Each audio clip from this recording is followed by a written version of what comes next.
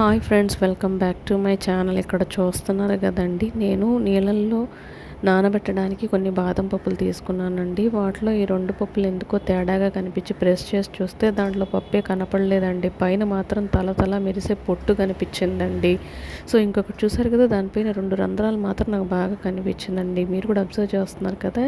ఇదంతా ఎవరి పని అనుకుంటున్నారు? చీమ పని అండి.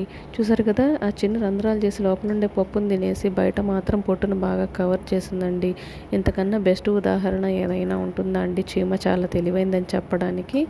చూసారు కదా, లోన లొటారం పైన బొటారం, లోపలంతా ఎంత డొల్లగా ఉందో చూడండి. So don't under estimate the power of ant అండి.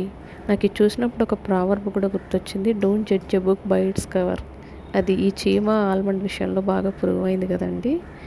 మీకు ఇంకొక క్వశ్చన్ వేస్తానండి. దానికి కనుక ఆన్సర్ తెలిసినట్లయితే నాకు కామెంట్ బాక్స్లో పోస్ట్ చేయండి. చీమ కన్నా చిన్నదైంది ఏంటి? దీని ఆన్సరు, ఫిలిం నేము కామెంట్ బాక్స్లో పోస్ట్ చేసేయండి.